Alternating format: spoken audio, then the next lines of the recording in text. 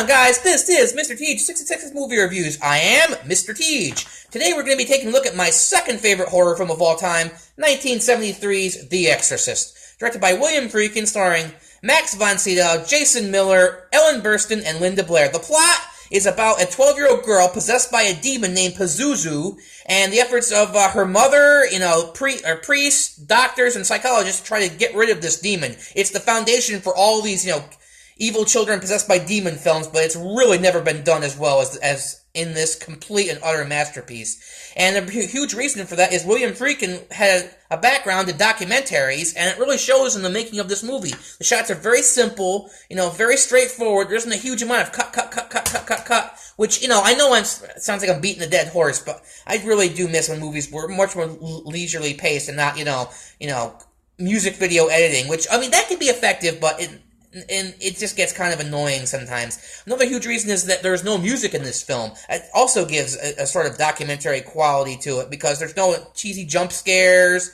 there's no, some burst of music to tell you, oh, this is a scary moment. It gives it what director Richard Donner calls verisimilitude, which is, you have to believe what you're seeing, no matter how ridiculous it may be. If you don't believe it, then it's not going to be frightening, and that's why this movie works so well. Another thing, the acting is some of the best I've ever seen in any horror film. Jason Miller plays a priest who is sort of losing his faith, and, he just has this great face. He says so much with just his eyes. Even his posture is, slumped, almost defeated. He doesn't want to be a priest anymore. His mother is sick and, eventually dies, and, and this whole episode of, the girl being possessed sort of reawakens his faith, and he has a very satisfying character arc in the end of the film. I won't say what it is, but, you leave going, what? That guy was a hero. Linda Blair is also very good. Her voice was dubbed over by another actress named Mercedes McCambridge, I believe, and this woman was supposedly if you've seen the film, she has a very, almost gender-neutral sort of voice. You can't tell if it's a male or female. She literally sounds like she smoked about 20 packs of cigarettes a day and, drank vodka for breakfast, lunch, and dinner, but it's very effective because it's just, you can't tell whether it's a male or female, but Linda Blair herself does a great job in the early scenes, being a cute, sweet little girl, and so when bad things start happening, you actually do feel bad for her. She still had to say the dialogue, when she's the demon, even though they did dub her over, and she unleashes some of the most foul-mouthed lines you'll ever hear. They're parodied to this day, your mother sucks cocks in hell, take off her dick and chop off her dick and shove it up her ass, you motherfucker. It is just, some of it is quite demented and sick, but I have a very sick sense of humor, so it helps. I used to work at a restaurant, and me and the manager would quote this movie all day long, and also lines like, I'm the devil. Now burn me into these straps. Just great stuff. Ellen Burstyn, to me, is the acting standout in this movie, though. She sells desperation very well. As, doctors and psychologists can't determine what the hell is wrong with her daughter.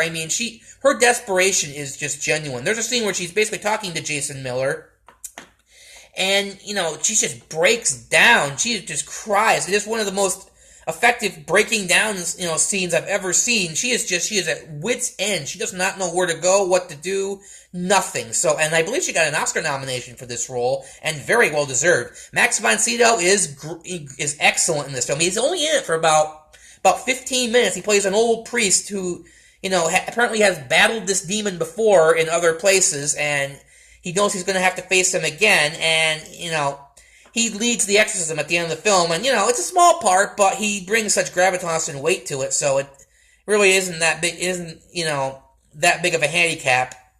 The scares in this movie are still incredibly effective. As I said, it's been parodied a million times before, people laugh at it, but it is funny, but it's just, some of it is just disturbing. When she starts masturbating with the crucifix, I am not a religious person, but I'm just like, that's not right, fuck me, Jesus, just good Lord, the spitting pea soup, which makes me sick to my stomach. I don't deal with vomit very well, so when that happens, I actually have to look away, because I can't watch that. It's just, ugh.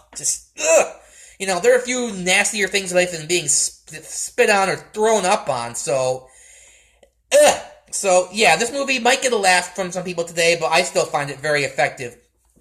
You know, and watching the movie again, there's a lot of interesting themes in this movie that, you know, when I was a kid, I watched it, you know, although I watched the edited for TV version, which I don't know why, they take everything out, so there's nothing very effective about it, but, like, the themes of this movie still resonate today, which is, you know, the girl isn't actually, you know, the intended victim. The victim is everyone around her. It's to make everyone despair and believe that there is no good in this world. And, you know, and the way the world is going right now, that's a very relevant theme because, you know, people are getting shot, you know, race riots, you know, concerts getting shot up. It's a horrible place we live in right now, man. And I watch this movie and, you know, I'm reminded of this movie and I see all this stuff, but I refuse to believe it. You know, there's good out there. We just have to keep our heads up.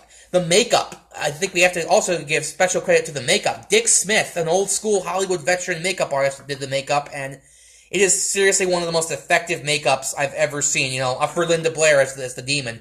There's actually some outtakes or some test footage of other makeups they tried on the Blu-ray I have, and they are god-awful. It's so happy they didn't use those, you know, just big prosthetic, you know, faces, which just look ridiculous, look like a fright mask. They tried, like, fright wigs on her, and it was just ridiculous. And eventually what they did is they just used the scarring, because she's supposed to have scarred herself with the crucifix, as the basis for the makeup, and, you know, it's very minimal, you know, there is some, but it is one of the most effective, you know, makeups I've ever seen in my life. I think he won an Oscar for this movie. I'm not sure if he actually did, but I believe he was nominated, and he deserved it. As for flaws, the only really big flaw in this movie is actually a new some new CGI enhancements they actually added for the Blu-ray, which, actually, there's only one, but it's a big one. Like, a psychologist is basically talking to Reagan, saying, you know, who is this person inside of Reagan? And then at the moment where, the great scene where she grabs his nuts, it's just, oh!